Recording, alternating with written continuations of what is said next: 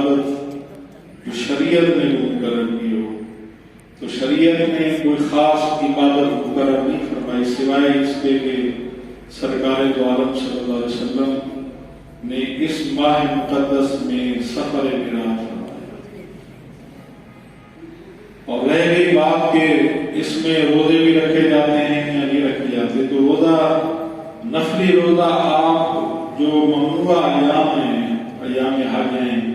اور اس کے علاوہ عیدین کے ایام ہیں، ان کے علاوہ آپ نفلی روزہ کسی بھی وقت رکھ سکتے ہیں، کسی ماہ میں آپ کو منع نہیں کیا گیا ہے۔ آپ کچھ لوگ کہتے ہیں کہ 27 کا روزہ شریعت میں ثابت نہیں ہے تو ہم کیوں رکھیں؟ بھائی ہم تو نفل روزے کی حیثیت سے اور حوالے سے رکھ رہے ہیں، تو ابھی آپ نفل روزہ جو ہے آپ رکھ سکتے ہیں، وہ شریعت نے ممانعت نہیں دی ہے، کسی دن کے لیے بھی ممانعت نہیں دی ہے۔ آپ 27 سے ایک روزہ پہلے رکھ لیں، ایک 27 کا رکھ لیں، یا ایک 27 کا رکھ لیں پھر ایک 28 کا رکھ لیں۔ ایک روزہ نہ رکھیں، تنہا روزہ حضور صلی اللہ علیہ وسلم نے منع فرمایا۔ عاشورہ کا تنہا روزہ حضور نے منع فرمایا کہ 10 کا اکیلا روزہ نہ رکھو، 9 اور 10 کا رکھو، کیونکہ جو یہود و نصارہ تھے وہ 10 کا روزہ رکھتے تھے۔ تو ہمیں ہر اس کام کی مخالفت کرنے کا حکم دیا گیا ہے جو یہود و نصارہ کا، ان کی شریعت ہے۔ تو حضور نے فرمایا کہ 9 اور 10 کا روزہ رکھو، محرم کا 9 اور 10 کا روزہ رکھو۔ اسی طرح اگر آپ 27 میں روزہ رکھ رہے ہیں تو روزے کے تو بہت سارے فضائل ہیں۔ حضور صلی اللہ علیہ وسلم ارشاد فرماتے ہیں کہ روزے رکھنے سے انسان بیماریوں سے پاک ہو جاتا ہے، اس سے بیماریاں دور ہو جاتی ہیں۔ آج طب جو ہے، دوسرے ملکوں کی جو سائنس انگریز ہیں، بڑے بڑے سائنٹسٹ ہیں، بڑے بڑے سائنسدان ہیں، وہ روزے پر تحقیق کر رہے ہیں، حضور کی سنتوں پر تحقیق کر رہے ہیں۔ تو بہرحال یہ بات جو طے شدہ شریعت کی ہے ہم نے وہ کرنی ہے، ہم نے اپنی طرف سے شریعت کے اندر کوئی ملاوٹ نہیں کرنی ہے۔ جب شریعت نے کوئی چیز مقرر نہیں فرمائی، ہاں سرکار دو عالم صلی اللہ علیہ وسلم نے ان 3 مہینوں کی فضیلت بیان کی ہے، حضور نے ان 3 مہینوں کی فضیلت بیان کی ہے۔ رجب کی حضور نے، رجب کے لیے حضور نے دعا فرمائی ہے، شعبان کے لیے حضور نے دعا فرمائی ہے، اور حضور نے فرمایا کہ یا اللہ ہمیں رجب اور شعبان کی برکتیں عطا فرما اور ہمیں رمضان تک پہنچا دے، ہمیں اللہم بارک فی رجب و شعبان و بلغنا فی رمضان۔ حضور نے رجب کے لیے دعا فرمائی، یعنی معلوم یہ ہو رہا ہے، پتہ یہ چل رہا ہے کہ رجب کا مہینہ بھی بابرکت مہینہ ہے، اس میں روزہ رکھنا اس کی اپنی فضیلت ہے، روزے کی کوئی ممانعت نہیں ہے، لیکن شریعت نے کوئی مقرر نہیں فرمایا ہے، شریعت نے بولو کوئی مقرر نہیں فرمایا ہے۔ ہاں شعبان معظم کے روزوں کے بارے میں سرکار دو عالم صلی اللہ علیہ وسلم کے صحابہ روایت فرماتے ہیں کہ حضور صلی اللہ علیہ وسلم شعبان معظم میں پے در پے روزے رکھتے تھے، پے در پے، ایک کے بعد دوسرا، ایک کے بعد دوسرا، یہاں تک کہ ہمیں معلوم ہوتا تھا کہ حضور پورا شعبان جو ہے وہ روزے رکھتے تھے۔ شعبان کی حضور نے عظمت بیان کی ہے۔ حضور صلی اللہ علیہ وسلم نے ارشاد فرمایا کہ رجب اللہ کا مہینہ ہے، رجب اللہ کا مہینہ ہے، شعبان حضور نے فرمایا میرا مہینہ۔ حضور نے شعبان کو فضیلت دی ہے، خصوصی طور پر حضور نے اہتمام کے ساتھ روزے رکھے اور صحابہ کو حکم نہیں دیا ہے آپ امت کو بولو نفل کی حیثیت رہے گی، اس روزے کی بھی، شعبان المعظم کے جو روزے ہیں ان کی حیثیت شریعت میں بھی نفل روزوں کی ہے۔ ہاں آپ یہ کر سکتے ہیں کہ آپ نے رمضان، پچھلا رمضان جو ہے اس میں آپ کے روزے بیماری کی وجہ سے، سفر کی وجہ سے، حالات کی وجہ سے آپ نہیں رکھ سکتے روزے، اپنے فرض روزے، تو ان کو قضا کرنے کے لیے بھی بہترین طریقہ یہی ہے کہ آپ رجب میں بھی روزے رکھیں اپنے قضا، کیونکہ جو فرض ہے وہ پہلے کھڑا ہے، کا جو قرض ہے وہ سب سے بھاری ہے، اس کا وزن سب سے زیادہ بھاری ہے۔ فرض کے بعد واجب کا درجہ ہے، واجب کے بعد پھر سنت موقدہ ہے، سنت موقدہ کے بعد پھر اپنا سنت غیر موقدہ ہے، پھر نفل ہے، پھر مستحب چیزیں ہیں، کرو تو ثواب ہے، نہ کرو تو آپ کے اوپر گناہ ہے۔ تو معلوم یہ ہو رہا ہے، پتہ یہ چل رہا ہے، اور ہمیں جو فقہ کے مسائل بتانے والے ہیں ہمارے بزرگان دین، وہ فرماتے ہیں کہ سب سے بہترین طریقہ یہ ہے وہ خواتین جو اپنے روزے جن کے قضا ہو گئے بیماری، وہ مرد حضرات جو بوڑھے ہیں، وہ اس رمضان میں پچھلے رمضان میں وہ بیمار تھے، اس وقت ان کی حیثیت نہیں تھی کہ وہ ان کا جسم اس قابل نہیں تھا کہ وہ روزے رکھ سکتے۔ اب آ گیا ہے رجب شعبان آ گیا ہے، تو آپ آسانی سے اپنے ان روزوں کی جو ہے وہ قضا کر سکتے ہیں۔ جب آپ اپنا قرض ادا کر دیں گے، جو فرض ہے آپ کے اوپر، جو آپ کے اوپر بولو فرض ہے، نماز فرض ہے، پنجگانہ نماز بولو فرض ہے، ہر مسلمان ہر عاقل اور بالغ پر نماز فرض ہے، مرد اور عورت پر،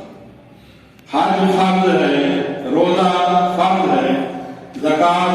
فرض ہے، اور حج کے بارے میں یہ تلقین کر دی گئی ہے اور یہ اتھارٹی یعنی کہ اس کو الگ کر دیا گیا ہے، بتا دیا گیا ہے کہ حج زندگی میں ایک دفعہ فرض ہے، حج زندگی میں بولو ایک دفعہ فرض ہے، باقی اگر آپ کرنا چاہتے ہیں تو وہ پھر نفلی ہوگا، آپ کو جو قرض تھا وہ اتر گیا۔ اب اگر آپ حج کرنا چاہتے ہیں تو آپ اپنے دادا کے لیے کریں، آپ کے والد صاحب نہیں کر سکے ان کے لیے کریں، آپ کی والدہ صاحبہ حج نہیں کر سکی ان کے لیے حج کریں، آپ کے چچا یا سسر نہیں کر سکے ان کے لیے کریں، ان کا ثواب۔ اگر آپ خود نہیں جا سکتے، آپ کسی ساتھی کو تیار کریں، اس سے آپ وہ کرائیں، تو آپ کو آپ کے بزرگ کو اس کا ثواب ملے گا۔ تو شریعت نے ہمیں ہمارے لیے ہر کام میں آسانی جو ہے وہ پیدا کی ہے، کسی کام میں مشکل نہیں، مختلف ہمارے لیے شریعت نے راستے رکھے ہیں، ہم یہ بھی چن سکتے ہیں، ہم یہ بھی چن سکتے ہیں۔ تو یہ بات صاف ہو گئی، کلیئر ہو گئی کہ رجب کے اندر کوئی خاص شریعت نے کوئی نماز مقرر نہیں فرمائی ہے۔ صلاۃ التسبیح بھی پڑھی جاتی ہے، مسائل آپ پڑھیں، شریعت نے منع نہیں کہ آپ روز پڑھیں صلاۃ التسبیح، آپ روز پڑھیں، آپ ایک دن کیوں مقرر کرتے ہیں؟ لوگ جو اعتراض کرنے والے ہیں ان کو کہیں کہ ہم ہر روز پڑھیں گے، ہم ہر روز پڑھتے ہیں اور ثابت بھی کریں، یہ نہیں ہے کہ ایک دن مقرر کر لیں اسی دن کے بعد ساری عبادات پوری ہیں۔ 15 شعبان کی عبادت کر لی، جاگ لیا، صلاۃ التسبیح پڑھ لی، 16 شعبان کو 5 جانا نماز ہی چلی گئی، فرض ہی چلا گیا، تو اس نفل عبادت کا کیا فائدہ جب آپ کے سرے سے فرض ہی چلے جائیں؟ تو نبی پاک صلی اللہ علیہ وسلم نے میانہ روی کو اختیار کیا اور میانہ روی کا حکم دیا ہے۔ مسجد نبی کے اندر حضور صلی اللہ علیہ وسلم نے ایک ستون کے ساتھ رسی بندھی ہوئی دیکھی، حضور صلی اللہ علیہ وسلم نے پوچھا کہ یہ رسی ستون کے ساتھ کس نے باندھی ہے؟ تو بتایا کہ حضرت زینب رضی اللہ تعالیٰ عنہ وہ بیٹھتی ہیں اور رسی باندھ کر کمر کے ساتھ، تاکہ جب تھک جاتی ہیں تو رسی باندھ کر عبادت کرتی ہیں۔ اس وقت خواتین کا مسجد نبی میں آنا منع نہیں تھا، وہ بھی آ کر عبادت کرتی ہیں۔ تو حضور صلی اللہ علیہ وسلم نے فرمایا کہ ان سے کہو کہ میانہ روی اختیار کریں، ان سے کہو کہ درمیانی راستہ اختیار کریں، کہ اللہ رب العزت نہیں تھکتا، بندہ تھک جاتا ہے عبادت میں۔ رب کائنات تھکاوٹ سے پاک ہے، وہ ثواب دیتے دیتے نہیں تھکتا، ہم عبادت کرتے کرتے تھک گئے۔ تو حضور صلی اللہ علیہ وسلم نے مشقت اپنے اوپر منع کی ہے کہ وہ چیز تم نہیں اٹھا سکتے،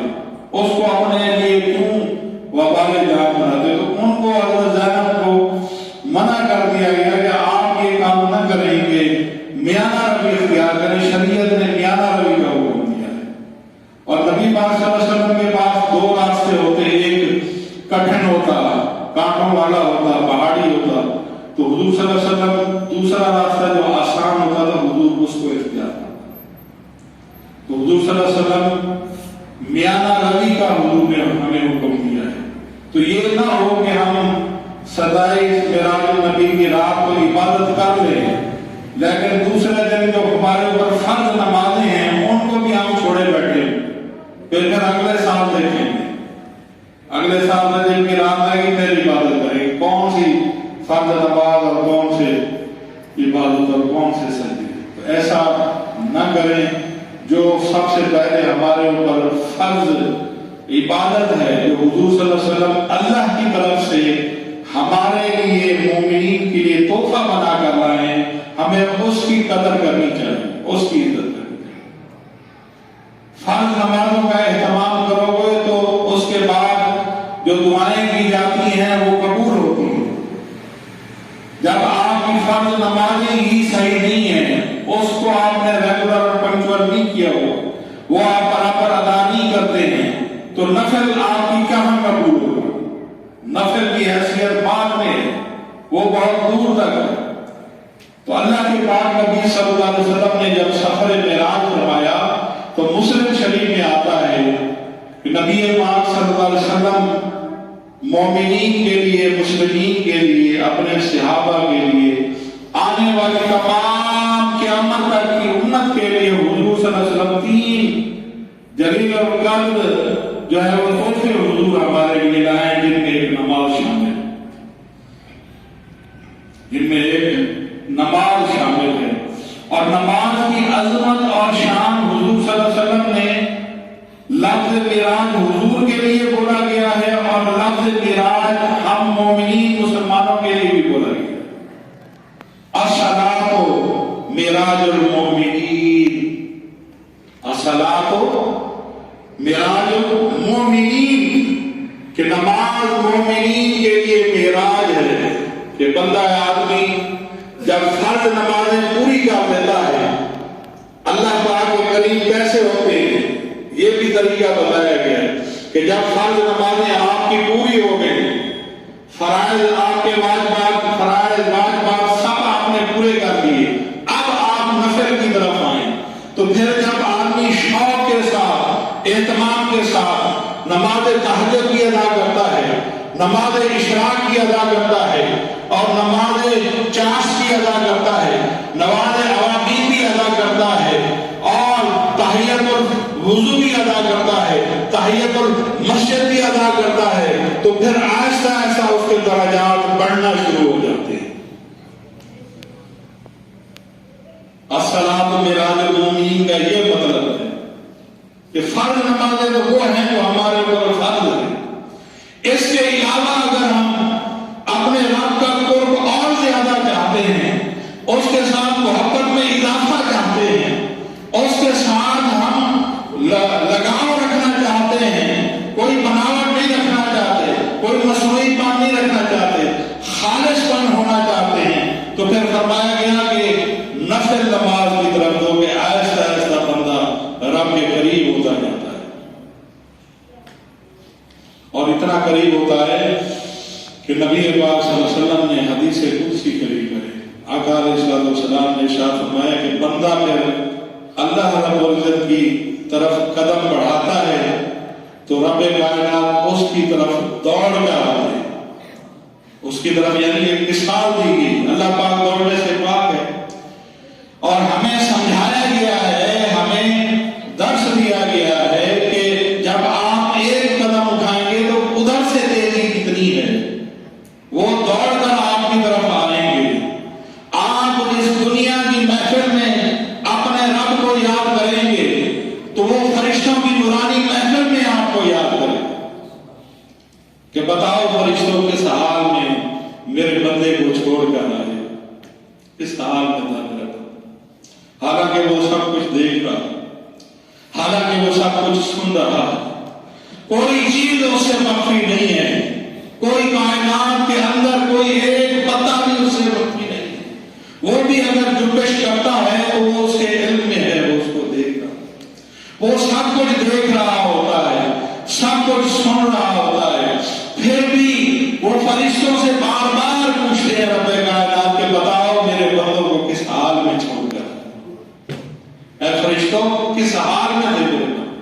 کیا کیا کر رہے تھے، کیا کیا ان کے دل کی آرزو تھی، ذرا بتاؤ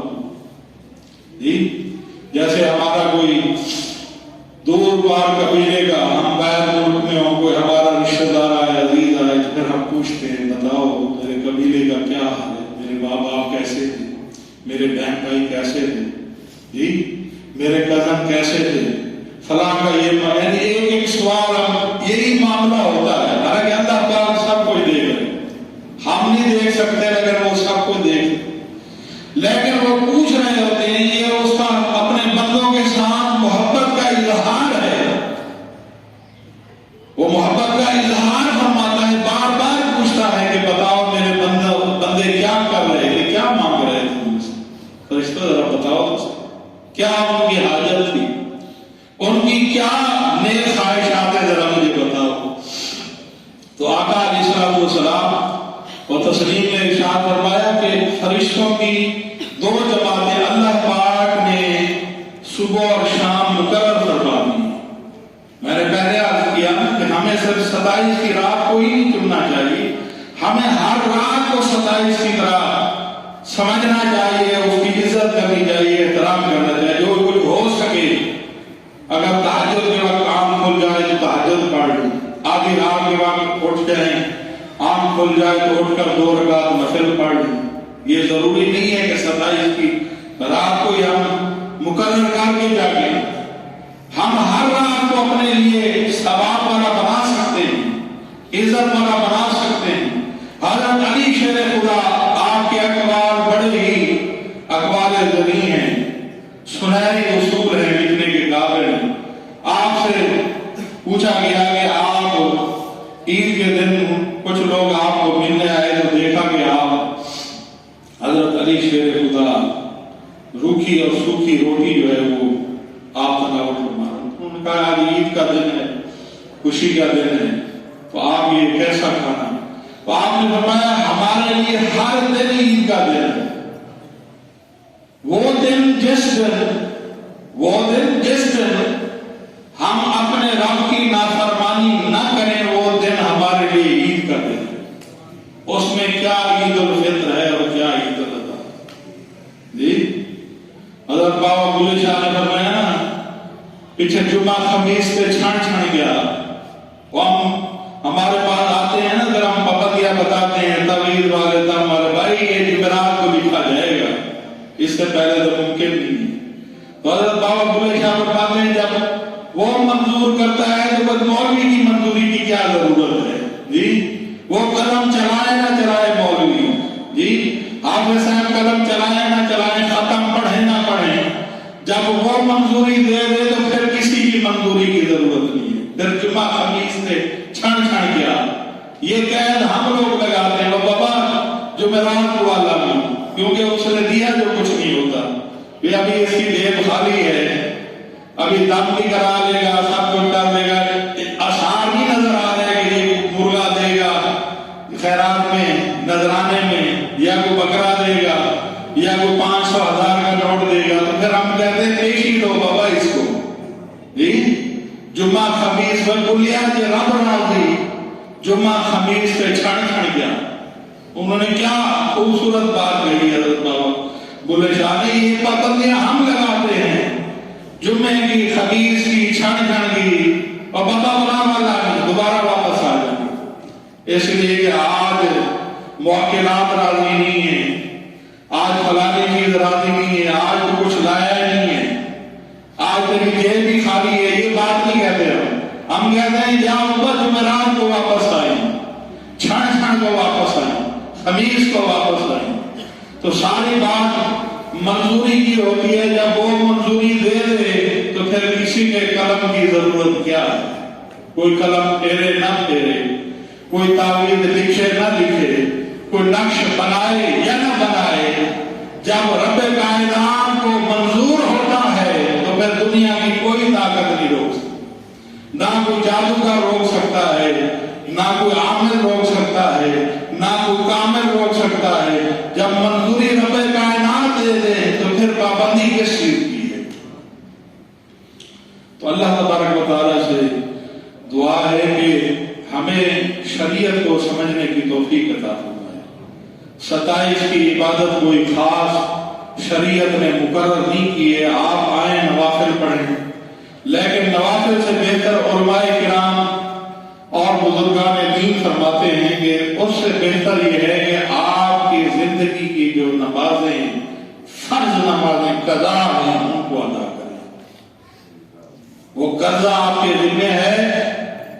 آپ بیٹھ کر حساب بنائیں کہ ہم نے اپنی زندگی میں کتنی نمازیں قضا کی، پھر ان کو ادا کرنا شروع کر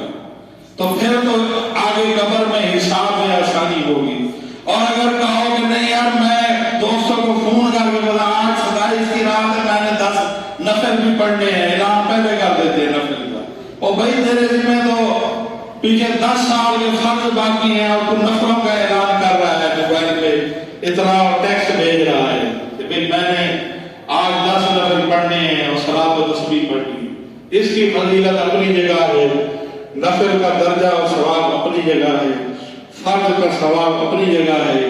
قرض کا جو ہے عذاب اپنی جگہ ہے، وہ قرض رہے گا، کسی صورت میں معاف نہیں ہوگا۔ تو بہتر یہ ہے کہ ہم وہ روزے جو ہم نے زندگی میں چھوڑے ہوئے ہیں فرض روزے ان کو قضا کریں رجب کے مہینے میں، اور وہ نمازیں جو زندگی میں ہم نے قضا کی ہوئی ہیں ان نمازوں کی ادائیگی کا شیڈول بنا کر اس ماہ مقدس میں، شعبان کے ماہ مقدس میں ان کو ادا کرنے کی کوشش کرنی چاہیے، تو انشاءاللہ پھر اللہ پاک بھی رحم و کرم فرمائیں گے۔ تو صرف ہمیں 27 پر تکیہ کر کر نہیں بیٹھ جانا چاہیے۔ تو ایک بات یہ بالکل کلیئر ہو گئی کہ 27 میراج النبی صلی اللہ علیہ وسلم کو شریعت نے کوئی خاص ہمیں حکم نہیں دیا ہے کہ آپ یہ جو ہے یہ واجب ہے یا یہ فرض ہے یا یہ عبادت ہمارے اوپر مقرر کی گئی ہے۔ تو کوئی ایسی ہمارے اوپر عبادت مقرر نہیں کی گئی ہے، نہ روزوں کی صورت میں، نہ نماز کی صورت میں، اور نہ دیگر تلاوت کی صورت میں۔ یہ سارے آپ کی نفلی عبادت ہے، آپ جتنی چاہے کر سکتے ہیں۔ اسی طرح قضاء شعبان المعظم کی بھی حیثیت یہ ہے کہ نبی پاک صلی اللہ علیہ وسلم نے اس رات بھی اہتمام کے ساتھ حضور نے نوافل ادا کی ہیں، حضور نے نوافل ادا کی ہیں، اور ان 15 شعبان کو بھی حضور صلی اللہ علیہ وسلم نے روزے کا ذکر فرمایا ہے۔